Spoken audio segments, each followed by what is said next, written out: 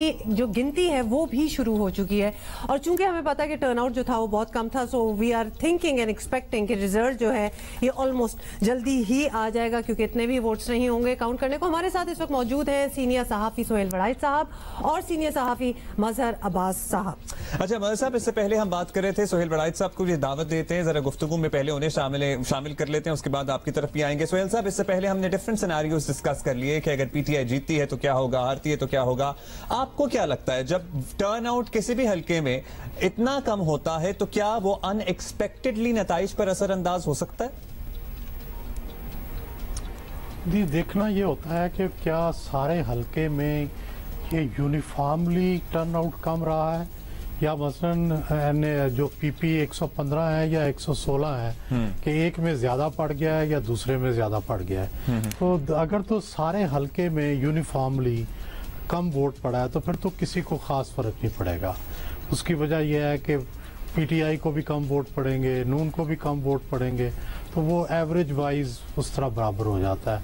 लेकिन फ़र्ज़ करें अगर पश्तून एरिया में ज़्यादा वोट पड़ गए तो ज़ाहिर है अमजद आफरीदी को फ़ायदा होगा। अगर इसी तरह जो दूसरे एरियाज़ हैं वहाँ पे तो मिफ्ता को फ़ायदा होगा। तो ये देखने वाली बात होगी कि इस एरिया में कितना टर्नआउट हुआ है।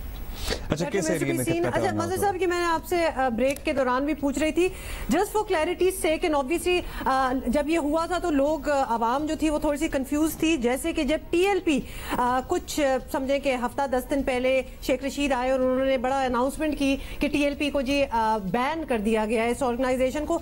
उस बैन का हमें मतलब आज आप इसलिए समझा दें क्योंकि आज के जो ज़िमनी इंतखाब हो रहे हैं NA 249 उसमें टीएलपी के भी कैंडिडेट हैं मुफ्ती नज़ीर अहमद कमालवी।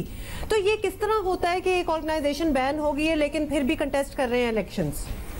नहीं, देखिए पहली चीज तो ये कि इलेक्शन कमीशन ने उनको डी नोटिफाई नहीं किया है। दूसरी ये कि अभी भी एक पूरा एक प्रोसेस होता है इसका। जब आप किसी ऑर्गेनाइजेशन को जो है आउटलॉड डिक्लेयर करते हैं, कलअदम करार देते हैं, तो उस लिहाज से टीएलपी का मामला अभी उस तरीके से क्लियर नहीं है, इसीलिए वो इलेक्शन लड़ रहे हैं। वरना तो इलेक्शन कमीशन उनको रोक देता है या उनके कागजात नामजदगी मुस्तरद कर दिए जाते या सस्पेंड हो जाते।